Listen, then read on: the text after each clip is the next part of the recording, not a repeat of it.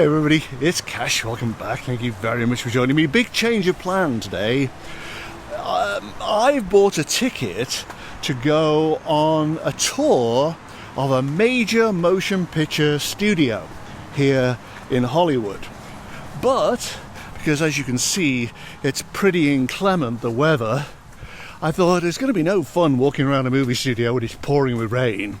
So, I've put that off till later in the week, and instead I'm going to do something that I wanted to do years ago and never have done, which is go to the Griffith Park Observatory and have a spot of lunch.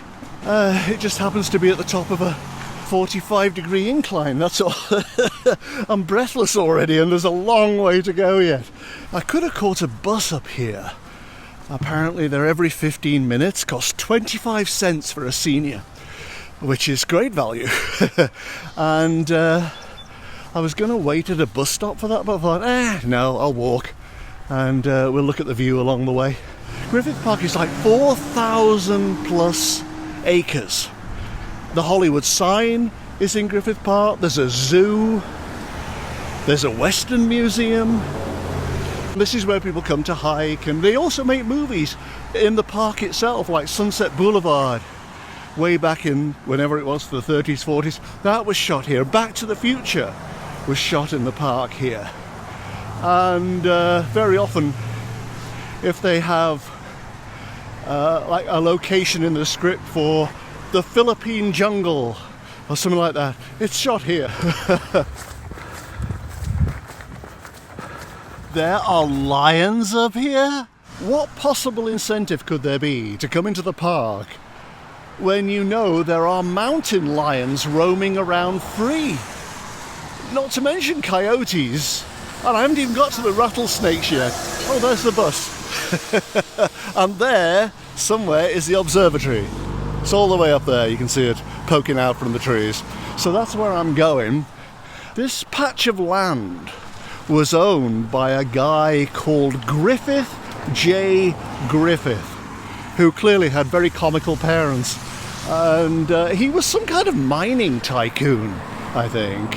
And he bought this entire space, no, well, maybe not the whole thing, most of it. He bought it to run as an ostrich farm because women's hats were made out of ostrich feathers at the time, or something like that. And so he bought it and was quite a benefactor. He wanted it for the benefit of the people. He wanted everybody to be allowed to come here and stroll around and use it regardless of colour and creed and whatever else, which is great. And then Griffith J. Griffith goes and, this is gruesome, shoots his wife in the face, goes to prison for that, not surprisingly, eventually comes out and just goes, okay, well that was that, now what am I going to do next? And he decided to build a theatre and the observatory. The plans were made, the funds were gathered, and then he died around 1919, I think. But the plans sort of came to fruition. The Greek theatre, which I'm coming up to right now, it's just up here, was finished around, let's just say 1930, something like that. And the observatory was completed about 1935, just guessing, but around that time. And they're now very, very popular attractions, thanks to Griffith J. Griffith, convicted murderer. Oh my God. I've never actually been into the Greek theatre. Firstly, I don't listen to music. Secondly, I don't like crowds. And thirdly, I've not really heard of any of the people who play here. Back in about 2007, there was a young singer, again, I don't think anybody had heard of her actually, called Adele. I hear she's quite popular now. But she was due to play here. And on the night she was due to perform, there was a massive fire in the park. Possibly the biggest ever. I think they've had about 3 major fires here it burnt down a sizable proportion of the park. And so Adele's performance never went ahead. But still, you know, there's a huge danger here that at any moment during a really hot summer, the entire place could go up in flames. You know, I have a theory about this. Last year they had this catastrophe in Pacific Palisades and over in Altadena, which is over there somewhere. Entire neighborhoods were destroyed by fire.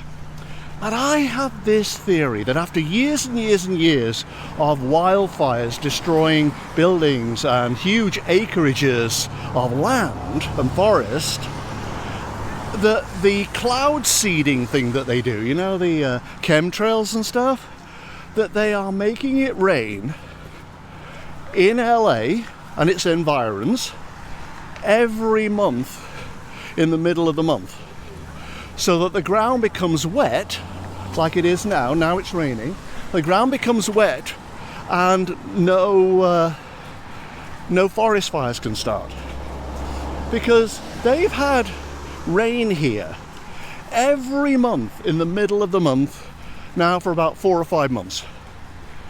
Wouldn't it be interesting if that's what they were doing?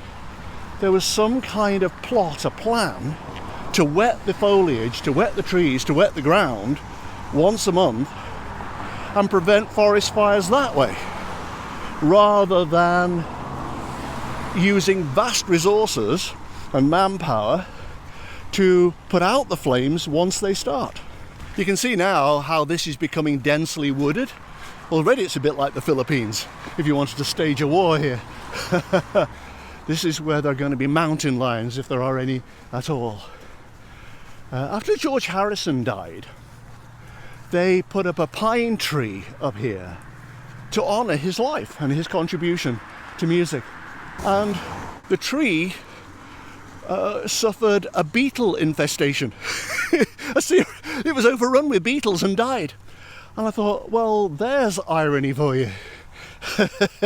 It was killed by beetles. Oh my God. Now there's a bird sanctuary here, which I don't intend to go and look at because they're flying everywhere. Why would I want to go and see a cage full of birds? Once I could see from where I was living the tops of the hills in the park here, and there were lights flying out of the hills and swirling around. It was really quite amazing. And I thought, what is that? What is causing that amazing effect? It's a bit like the Aurora Borealis, but a little bit more controlled. And so I filmed it with my camera at the time, and I uploaded it to YouTube and said, is this evidence of a UFO?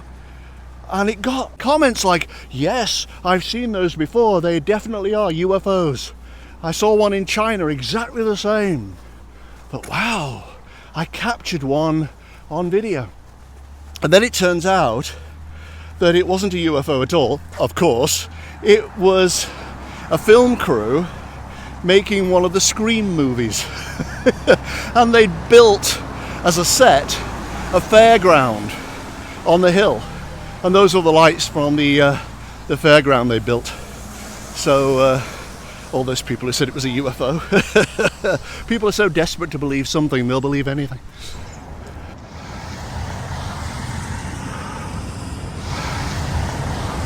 I'm taking a breather. I'm basically lion bait right now. But it's just here. If you look, you can see the dome of the observatory.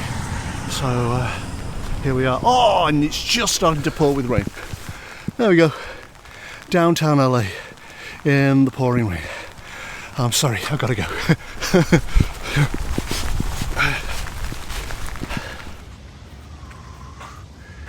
The two movies that I know of that were set here were Rebel Without a Cause. There was a fight scene with James Dean outside the observatory here, I think, and also La La Land. So La La Land was shot here, but on the inside, We'll go and take a look at that in a second. But also, actually, a third one now, come to think of it, the Terminator. It was here that Arnold Schwarzenegger arrived at the beginning of that movie, completely naked, crouched down, outside the observatory. This here is the Astronomer's Monument. It has the names on of all the people who contributed to our knowledge of the stars. Galileo. Galileo was the guy who decided that the sun didn't revolve around the Earth. The Earth revolved around the sun. And the Catholic Church was so upset by that. I mean, it's like the 17th century or something. The Catholic Church was so upset that they put him under house arrest for the rest of his life. And it was only like 350 years later that the Catholic Church goes, well, you know, maybe he was right. But up until that point, they completely denied it. Sometimes I feel like that with my pictures.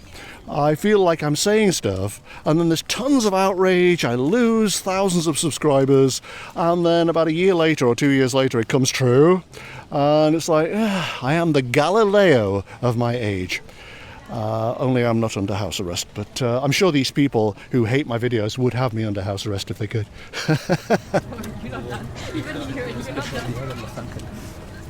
Over there you can see the Hollywood sign. There it is. It's part of Griffith Park on Mount Lee. When the last Griffith Park fire happened, there was enormous concern that the Hollywood sign was going to go up in flames, and also the observatory over here. But at the very last minute, by some absolute miracle, the wind changed direction, and it blew the flames the opposite way, over there, where it burnt a whole load of different buildings. You know what I'm going to do? I'm going to see what the energy is of this building from the 1930s in Hollywood. Let's just have a feel. I know there are crowds of people looking at me thinking, who is that lunatic and what is he doing? Oh, you know, it's like stretching your arm into mist. If you imagine that this isn't here, it's like stretching your arm into mist. And mist in the pictures usually means uncertainty or the unknown, which would make total sense. Despite the fact that Galileo had discovered that simple fact that the Earth orbits the Sun, in the 1930s, I'm sure, we were still living in a universe of mysteries.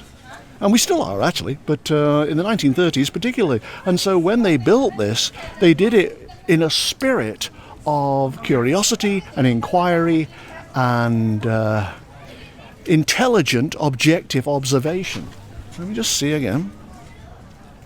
Yeah, so imagine this isn't there. Imagine it's just a cloud of gas. And you can put your arm into it. It's like, ooh, what's in here then? Like a bottomless sack. Mary Poppins carpet bag or something. You reach in, it's like, ooh, what's in here then? They really didn't know. But they wanted to find out. And this was built in the spirit of finding out. Despite the fact that I've got waterproof everything on, I'm still soaking wet. How did that happen? But years and years and years ago, we used to have this neighbour called Mr. Wood, who would say, if there is enough blue sky to make a sailor boy's suit, then it will not rain. Clearly, he was crazy. On the other hand, look at this, you see? There's blue sky, which basically means, and up there as well. Can you see that? Is it visible? And up there a little bit. But there is enough, I would say, to make a sailor boy suit. And it won't rain again for a while. Isn't that amazing? Or it won't rain over there anyway. Here, I'm not sure.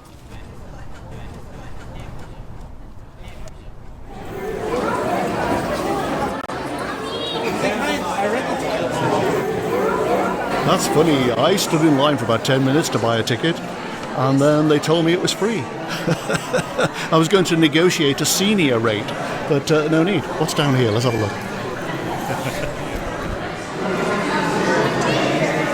I wonder if after hours the staff use that as a roulette wheel. It was a bit like when I went to see the Declaration of Independence, and I was wondering how many times in the average week the staff here get asked if there's a treasure map on the back of it. I bet it's a lot. I'm not even kidding. I bet it's a lot. They say this is a live image of the sun. I don't think so. That's not live. This feels really old, because it is really old. It's beautifully done. Very, very colourful and lovely.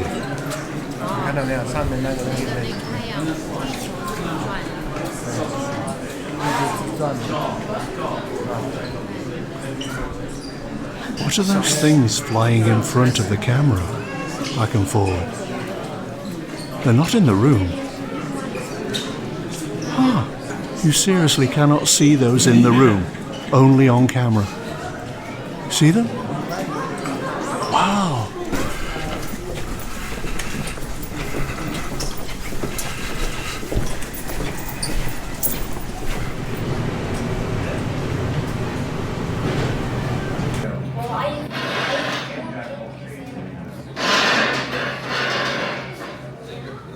I was done with all the astronomy stuff within about 5 minutes. I just wanted to get to the cafe and eat. The most mysterious thing are those sparks that were flying across the room like orbs that weren't visible in the room. And nobody else saw them because nobody else was looking through a camera viewfinder. I'm going to ask on the way out, I'm going to go to the information desk and ask if they know. And you know they're not going to. Which is just annoying them for the sake of it. But I'm going to see if they know what those sparks are, because that is very, very weird. I can't think what they would be, other than maybe orbs, because this is such an old building.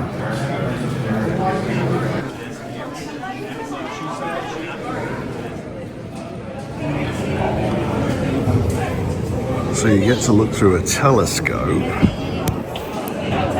at a wall. You can see the crease in space.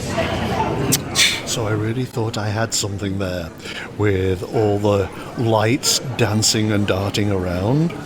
But I asked somebody on the information desk, somebody who actually knows science and stuff, and he said that, in fact, the human eye can't pick up all the lights that a camera can. And so when they're streaking around like that, it's not some kind of strange metaphysical entity in the room. It's the camera picking up infrared lights that are flashing around from the projector or something like that. So what I want to do now is I want to find an interior wall that I can touch that is an original, that will allow me to test the intention underlying the building. I think I got it on the outside when I was there, but I'd like to try it on the inside as well. But I've got to find an original wall, because it went through like a $96 million renovation, this place, which is great, but it does mean that a lot of stuff will be covered over. Let's try this as an original intention of the building.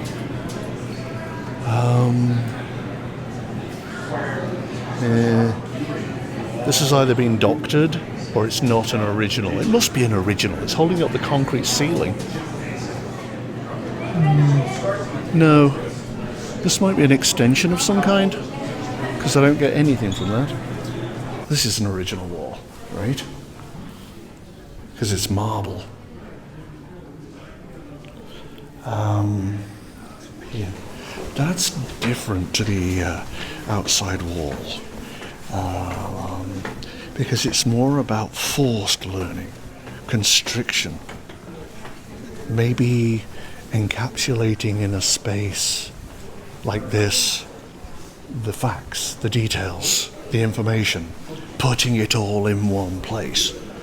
So the idea behind the original building was inquiry and curiosity. The idea behind the renovated building, as it now stands, is education and directing your gaze or your attention towards things, or telling you stuff. It's a less friendly energy, actually. It doesn't mean it's any less valuable, but it's not the same energy as the original outside walls, which have wonder to them. Wonder and awe. And these don't. These have science and matter-of-fact information stuff. Which is right, that applies. It's telling you stuff, this place. But it's not got wonder to it. It's more a commercial way of compacting information into one space. Yeah. And it does it really, really well.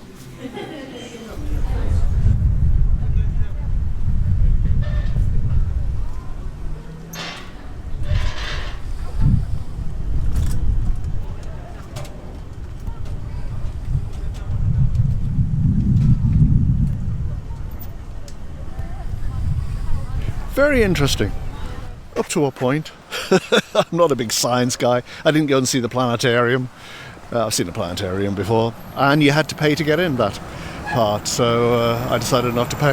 But now I have to walk all the way back down again. Number of rattlesnakes trodden on so far, 0. Number of mountain lions I've been mauled by, 0. But there is plenty of opportunity. I was particularly fascinated, as a matter of fact, by the difference between the energy of the external walls and the energy of the internal walls. The internal walls were all about education. You will learn this. We've packaged it up into these exhibits, and you will learn it.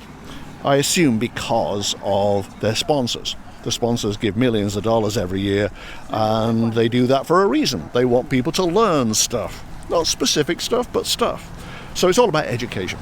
Whereas the outside walls, the walls that were built originally, had a different underlying intention. One of wonder and awe and mystery. The mist of mystery. What's out there? What more will we find? Ooh! I like that. I like the exploratory nature of that, and the inquisitiveness and the wonder. And that's missing from the inside, which is all just facts and science and exhibits and whatever else. But that's another bucket list item checked off. It was a minor bucket list item. It was more like something I should have done during my Hollywood heyday and simply didn't get around to. Mind you, if you told me back then it was free, I probably would have gone. I thought you had to pay.